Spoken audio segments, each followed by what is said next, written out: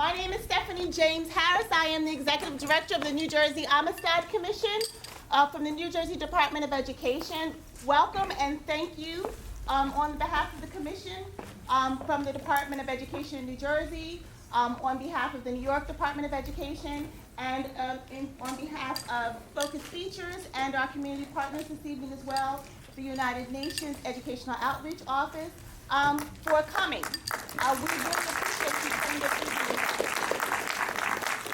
We were delighted to be able to bring you this screening, this educator screening of the movie Race. As you can see, it definitely takes us on a journey into the life and history. Thank you. Can you hear me better? Not really. Not on either. It is on. A little bit. Can you hear me though from it? Yes. It really takes you on a journey in regards of the history and the life and the legacies of Jesse Owens, and I'm delighted that we're able to really be able to sort of bring it to the big screen, and that there will be a whole generation of students that will really be able to appreciate his story. We have a couple of presentations we'd like to do, and we also have one of the screenwriters from the movie that's here that you will be able to ask any questions to in regards of how he sort of decided to postulate the story and how it sort of came about. But before I do that, and my hair, if you don't mind, I'm gonna ask you if you bring greetings on behalf of the United Nations. This is Mahir Nasir, the Director of Educational Outreach for the United Nations. And we're delighted that you were able to share this evening with us and to bring your constituents as well. So it's kind of in and out. Thank you, Stephanie. About a year ago, we cooperated also on a screening in this very same theater when we worked with the Amistad Commission on the screening of Selma. Another great movie that showcased a period in history where people, African Americans, but also supportive white, fought for civil rights and didn't rest until they achieved what they wanted. This was a personal story, but again, it tells of two eras. One that preceded the creation of the United Nations, Nazi Germany, laws that discriminated and eventually led to great horrors in Europe, the Second World War, which led to the creation of the United Nations. So at the United Nations, we use opportunities and we use films as a means of also teaching younger generations the lessons from the past, the terrible history of humanity that still until today we witness injustice, we witness discrimination, we witness racial, and at some point one member was practicing apartheid, but I think luckily that changed. But that all comes, and I think this is the relevance to the program that we run, on the transatlantic slave trade and its legacy. Racism that we see and we saw in the film, and it still manifests itself in many places today, is the legacy of the transatlantic slave trade and slavery. Bigotry, concern, and fear from the other still plagues the world. Today, when we watch television and we see the news, we hear about the refugee and migrant problem in Europe. And it's only 1 million people who have now managed to arrive in Europe last year. But look at countries like Lebanon, which is hosting over 1.5 million people. Turkey has 2.5 million refugees. Jordan has 1.5, and so on and so forth. So it's another crisis that has led, unfortunately, we hear politicians or people running for public office saying things that aren't very different from what we heard in that film. I think this is the core of what we need to do, is basically use every opportunity, every film, every story, and everybody who can tell a story, and filmmakers tell great stories, to teach and to use as education tools to teach younger generations at the bottom, at the innermost, we're all the same. When, at the end, when he was going to be honored at a dinner in his honor, and he wasn't allowed to enter into that stage, that spoke volumes. And I think it's these things that really make the story personal to younger people. And I think I would like to congratulate the filmmakers, the screenwriter, the actors, the director, and of course the Amistad Commission and for this great partnership. Thank you. And I look forward, maybe like we did with Selma, to maybe we can screen this also at the United Nations.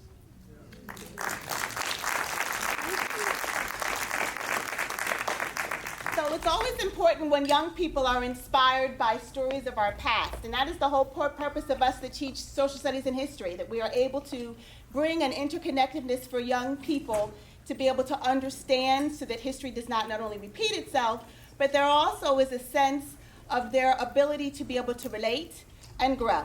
And so in viewing race, there was a screening that some students at PS 368, Star Academy in Brooklyn, were able to see. And as a result of that, Ben Vielas actually was able to do a musical tribute to Jesse Owens, which he would like to perform for us live now. So I'm going to turn the mic over to Ben.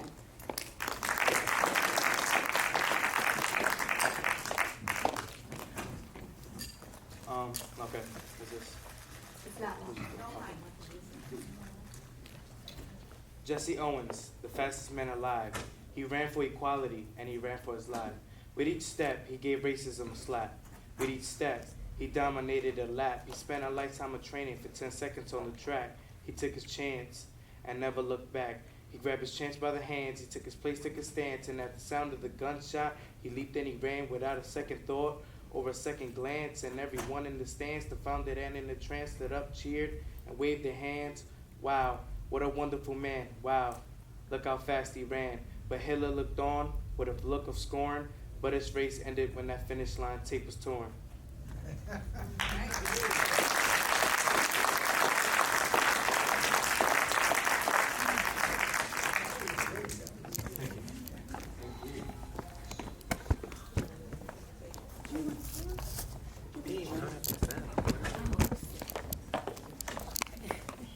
Oh, thank you.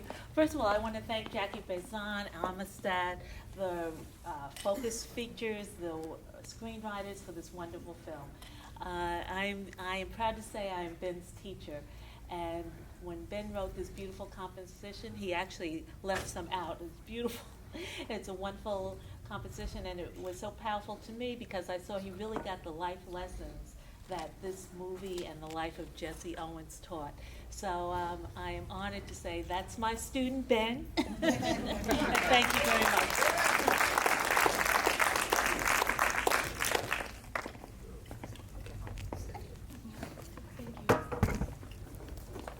So it's always interesting, I guess, when you watch films to be able sometimes to be able to ask questions about sort of what were the eccentricities, what were the ideas behind it, how did the story sort of make it from idea to film, and how the process went about. So we actually have one of the screenwriters, Joe Shrapnel, that is here with us this evening. That was actually a screenwriter for the film. And so we are going to be able to ask him some questions about how this movie came about, sort of the ideas behind it. How did you decide to sort of frame it? So I guess that would be my initial question for you is, how did you frame the decision as to how this movie would come about and what in the history you would include? What we would include? Well, I wish I'd had the idea to tell the story of Jesse Owens, but we were approached by the French producer and the director, Stephen Hopkins, my wife and I, and they said, what do you know about Jesse Owens? And I said, I knew a little bit about the 36 games, and I knew that he'd run, and I knew that he'd won, and I knew that he'd won those 4 medals. And we do what we always do, which we got on the internet and we got on Wikipedia. And I remember, it was like, oh, the Wikipedia page. And I remember, my wife and I write in separate offices. My wife ran down the garden to me and said, we have to do this job. We have to tell this story. This is unbelievable. Because the more you learn about Jesse Owens, the more incredible and actually unbelievable his story becomes. So then it becomes a story of then it becomes exactly your question, which story do you tell? Because it went on. And in the screenplays that I've written, it usually leaps up at you, and what leapt up at us about him was those 3 years between when he first got to Ohio State and went to the Olympics seemed to be the perfect window to tell, because it includes Ann Arbor, where he set these unprecedented, records. He broke 3 and equaled a fourth world record in 45 minutes. And you start there and you go to the Olympics, and we just thought that seemed like a great story to tell. But what happened to Jesse when he came home from the Olympics is a whole other story. Exactly. You could tell an entire film about what happened when he came back, because he was abandoned by the AOC, he was abandoned by Avery Brundage, and he was abandoned by his country, frankly. But we wanted to end the film very much on the triumph of his accomplishments at the Games, but also to leave a reminder of what happened to him when he came back, which is where the idea for that last scene came from, and that's based on an anecdote that happened. But that we. I believe it's a quote that he Yeah, actually that it's a said. quote that he had. They didn't even let me into the supper. Yeah, absolutely. And we just thought, well, to me, that stood for that later section of his life when he was overlooked, but he was then belatedly remembered as an American hero. Hearing you now. So, I'm sorry, there's a I should quote. address it out here. There was a quote that they used as the antidote for the last scene. The quote is that Jesse Owens said that Hitler did not snub him, President Roosevelt did. Yes, when they came back, it's true that they were given a ticker-tape parade for all the athletes. But and the final scene of the film is absolutely based in truth, which was that he was not able to enter the supper, the dinner held in his honor through the front doors of the building. So Where was that, by the way? It was actually the Waldorf Astoria here in New York. It was the Astoria here in New York. Yeah. And I think what becomes very important is that the reality is that regardless of him being Olympic gold, right, 4 medals, all these records, the reality of who he is, and I think you spoke to that juxtapositioned in the story back and forth. He still is an African American and returns to Jim Crow America in 1936. That wasn't going to change for another 30, 40 years. And a college graduate. And a college graduate Yeah. from Ohio State, correct. So it seemed, this is a very long answer to a short question, which is, Okay. how did you choose? For me, those 3 years were the 3 years to tell, because they told the whole story of Jesse Owens in the most exciting and dramatic way, leading up to the Games. So that was a decision we made early on how to do it. Yeah. So I'll ask another question, and I will, if there's any questions from the audience. You have a room for educators. Yes. When you thought about, or did you think about how this could be utilized in a classroom? When you were writing or when you sort of put it together? Because I think this is one of those stories, he's one of those iconic figures that will be reintroduced. He's in a lot of the read-alouds that children read. Yeah. He's a story, he's one of the heroes that become a part of the canon for social studies education. But this will allow it to be extended in a great way in regards of educational resources. Oh, that's What did you feel like you'd be able to speak to educators, and what would you want them to do with this movie? I'm thrilled that it's been that you feel that it's useful in that way. It's not something I think about when I'm writing something. Is what goodwill is to I have to be very selfish about. Is this a story I want to tell and I want to see? And I'm thrilled that you feel this is and maybe you don't, but I hope you feel that it's an honest and a good version of Jesse's story, of this iconic American story. Did you enjoy it? We loved it. Yeah? Great. So does anybody have any questions for Joe? First hand was up. Ask me something. And you're next, Annette. Okay. Okay. I enjoyed the movie very much. Good. I found it extremely exciting. I've been following the work of the UN in terms of the Remember Slavery. I was very excited to hear about the work which has been done in creating the curriculum for the general history of Africa. But I think more of us need to be aware about the availability of this curriculum. 9 chapters in all. The unwritten chapter, and I think this film needs to be central to the unwritten chapter, which is about the diaspora. Thank you. Yeah. And I think this is a diaspora story. It is. It Yeah. is And because it's a still global open. story. It definitely is. Go ahead, Annette. I was teaching. Can you stand up? They can hear you. Sure. I was teaching second grade a couple of years ago and used the story of Luce Long and Jesse Owens. It's an interesting story. However, I found out in the process that there was some question about whether Luce actually put that towel down there or not. And so I want you to elaborate on that because I did some research and Jesse Owens brought that up when he had a talk with Luce Long's son many years later. Yeah. And so there were some questions about how true that actually was. And so if you want to elaborate on that. Absolutely. part. There, I think in historical truth, they did.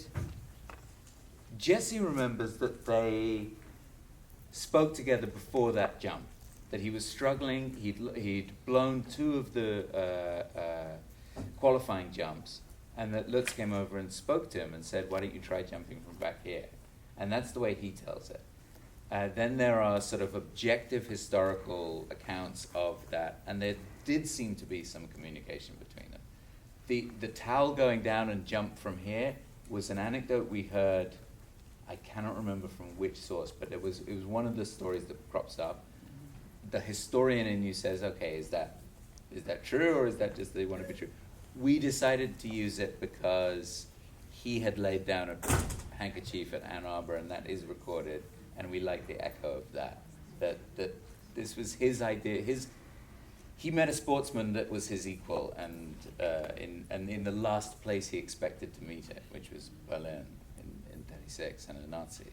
But I think the duty of a screenwriter or a dramatist is to tell the best story, and you're telling a true story, so you have to be honest to. You have to be honest to a version of the truth, but I'm not a historian. So I would say that may not have happened exactly as we portray it in the film, but I believe the spirit of that moment is true. Did you find whether it happened or not? Well, it seems that was the story that Jesse Owens That Jesse Owens told. the son, and it seems of Luce Long. Yeah. But it seems as though he did that when he was questioned about it later. He said something to the effect of, or you got the feeling that he was really saying, he said that in a way to, he wanted the son to really feel good about his father, Yeah. you know, and who he was. Yeah. And so, you got the feeling that he kind of stretched it a little bit. But I think so. But his friendship with Lutz Long is Was documented. real. Was real. that was real. And that's the amazing thing, isn't it? Mhm. That you can travel to the heart of Nazi Germany in 1936 and meet a guy who becomes your buddy. And that's the power of And sport becomes and the humanity. representative for the Aryan nation. Yeah, And all of the yeah. ideology. Oh, Lutz Long was the consummate Nazi, yeah. So we have a question at the top. Go ahead. Right for you. Uh-huh. Do you know if any of the footage that the filmmaker filmed, did Hitler allow that to be released from Germany, or does that archival footage exist? You mean The Olympiad? No, It's the the filmmaker, Olympiad. the German filmmaker. It was actually made into a film. It was. Yes, the Olympiad is actually a film, and there's actual footage. That was actually a film that she was making, and it was released. It was actually the first time that the Olympics were actually filmed and released like that. So you can, as an educator, you can go and actually find film footage. It's the first time that will actually be able to, so you can show your students themselves what happened at the 36 Olympics. She made it, Leni Riefenstahl made the film, and as I understand it, the Nazis were not happy with it because it did make a big hero of Jesse, and it was an honest record of what happened at the games. But she had a lot of Nazi credit because she'd made Triumph of the Will, which was a huge sort of propaganda film for the Nazis. So she was considered the leading Nazi filmmaker. She's an interesting character. You could make an entire film about her. She Yeah. thought it would be a Yeah. certain kind of film. The Olympiad, you can watch it online. It's 5 You can. hours long, Yeah. but you can't see it And online. it's beautiful, and It's it actually beautiful. invents the way we shoot sports footage today. She's the first person to make running look really exciting on screen. No one had sort of done it before. Go ahead, I'm listening. I Go ahead. just want to say first, this was an amazing, excellent film. I'm a social studies teacher, Cool. and I'm actually doing a Black History Museum on February 29th with my students. One of my kids is researching Jesse Owens. And I couldn't help, and I know this as a historian, the parallels that Germany treated Jews the same way America treated Black people. America has given Jewish people reparations, although the Holocaust didn't happen in America. As representatives here are from the United Nations, I'm hoping that you guys can look at this and say, this would be the cause and the case for America to grant reparations to African Americans.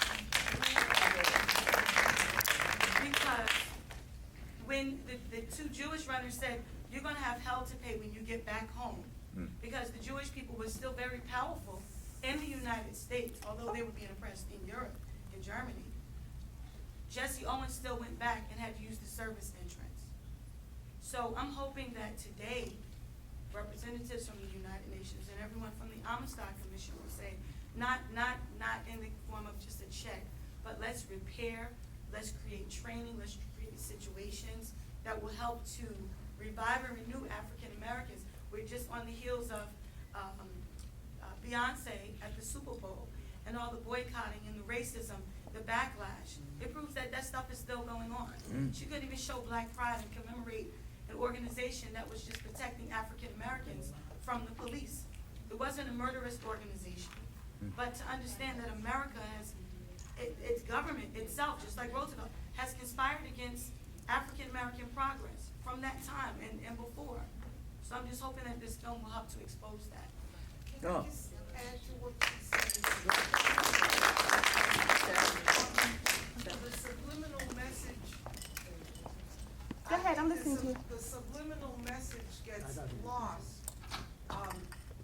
But what needs to be understood is that Hitler got his ideas for how to treat the Jews. The signs, the wearing the Jewish stars, that came out of ideology, racist ideology in America.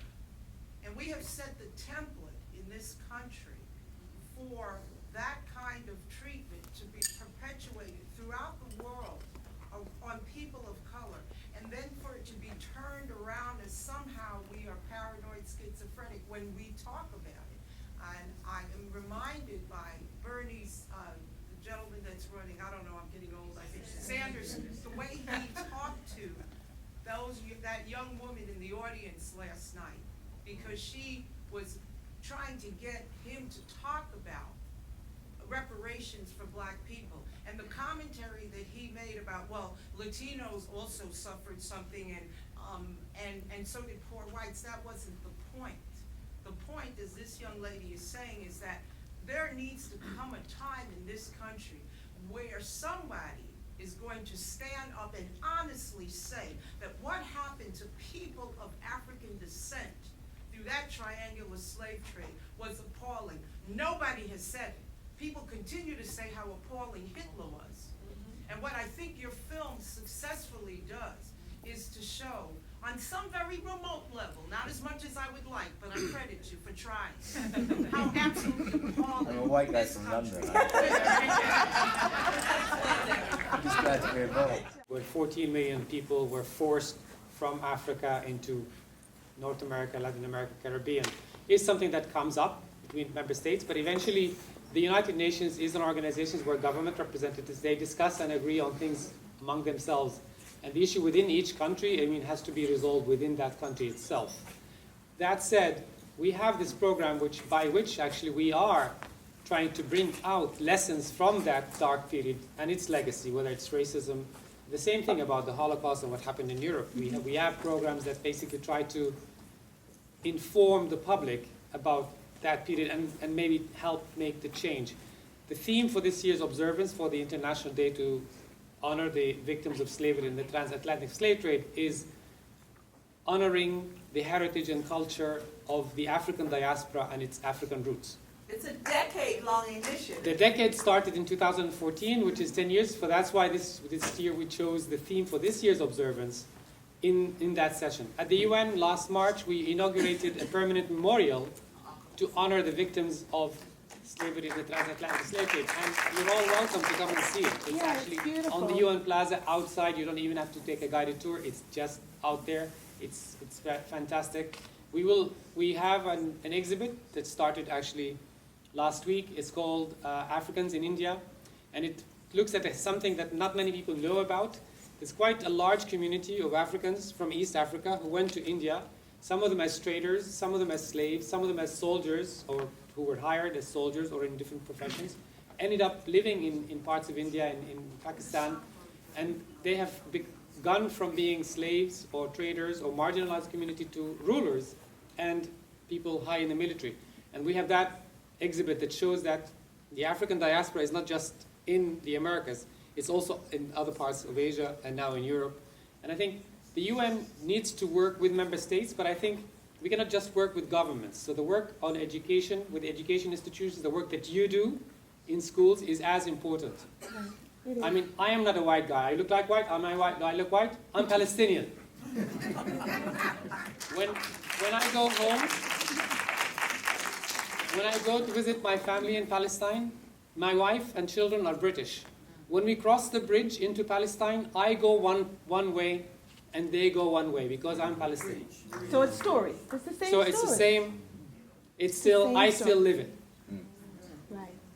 So thank you, UN, for doing what our own country has not done yet. This type of remembrance and commitment to remembering the transatlantic slave trade, this type of commitment to education and raising this up is not what our country is doing. So when the sister calls for reparations, for the call for reparations, we need the UN support behind that in some way, shape, or form. Because obviously, we're so far from getting even serious acknowledgement, just like Jesse didn't get acknowledgement, and a commitment to real investment and education and a commitment to reparations in any way, shape, or form. So we need the UN supporting that. Thank you. But I guess what becomes important is that we need to be able to have these discussions in the classrooms. And just like these kind of conversations get generated here, and look where we've gone. This story is the kind of story that speaks to that kind of generation in the classroom. And we deal with those kind of issues. There are companion educational materials, I think you guys got them when you came in, that accompany the film. There was expeditionary, thank you, I'm tired. Expeditionary learning opportunities to take your students to go, where they have discounted seats to have these kind of discussions. In the companion materials that accompany the film, and they are downloadable and free for educators. That's the purpose that we have you all here.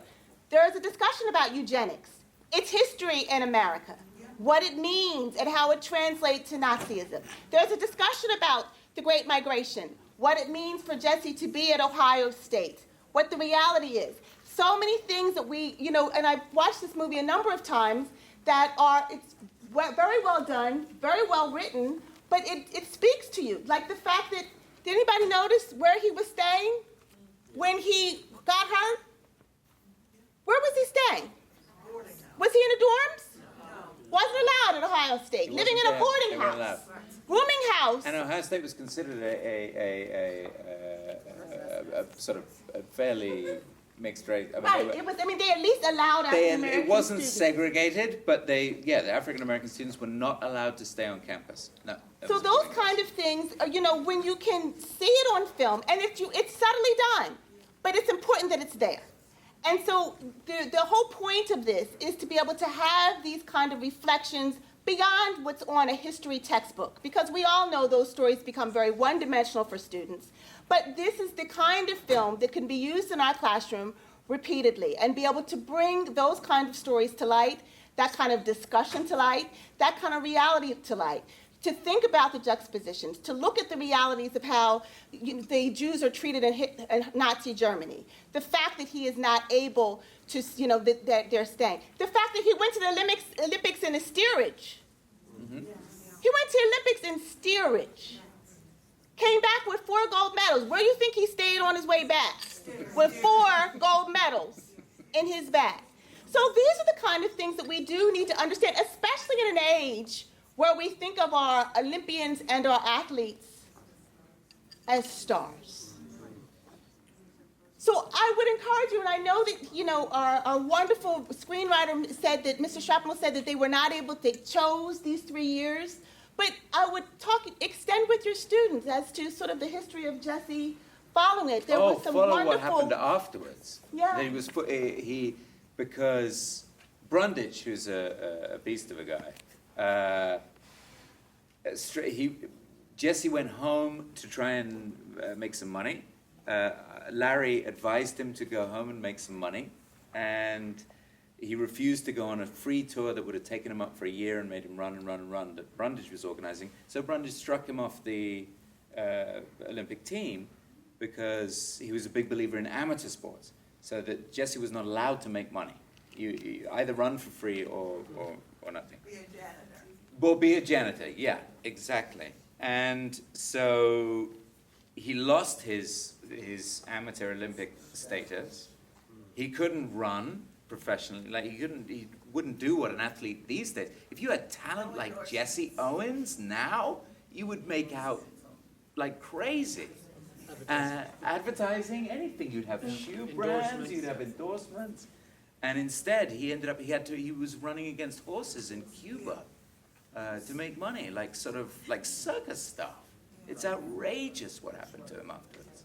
So we have one last question. And so you question. could take your students down there. I think we should. There's 4 more movies to make about Jesse Owens. It's extraordinary. Just quickly, before we take that last question, the assets that we have available, the information is on the flyers that you received when you checked in at bazanit.com. So it is a curriculum guide with history as well as 11 interdisciplinary lesson plans that meet NCSS standards. There's a discussion guide that's for you, it's for your students, for them to also share with their family and friends. There is a myriad of video clips from the film, scenes from the film, that you can download and keep, or you can project directly from the site onto your smartboard in your classroom to highlight any section of a discussion that you may have. So if you're talking, for instance, about sportsmanship, then you may be able to utilize a clip of Jesse and Lutz Long during that long jump scene in the film. So there's a number of those assets available. There's photographs from the film and so on. So we encourage you to go and access all that. It is completely free, as I know a number of you are already members of the site, but it is completely free. There is also an expeditionary learning opportunity that Stephanie mentioned, which is for any of you or your schools that are already taking students or planning to take students to go see the film in the theater. You register your event on our site, and for every validated trip, we will provide that school with a complimentary DVD of the film for you to teach future classes. It's something that we did with Selma that worked exceptionally well. We then later provided every high school in America with a copy of the film. So I encourage you to do that and utilize it as a tool to be able to teach this history year after year. And our last question for the evening. Just a couple of quick points. Vanguards of the Revolution, the Black Panther film is on tonight, Stanley Nelson's work. Secondly, as an educator, independent educator, teaching artist, and consultant, it's distressing to have to deal with situations where the teaching to the test does not allow the generosity of time that you need in some cases to implement this. I find a way to work around it, and it's really a pleasure to be in a room with so many educators. But that teaching to the test, what I would prefer students be aware of is common sense versus common core. But to thank you all for this opportunity. I think it's wonderful to have so many intersections and partnerships on this project, and anything that I can do to move this forward, which is my mission every day in the hallway. So thank you so much. Take students to go see the film. Thank you very much.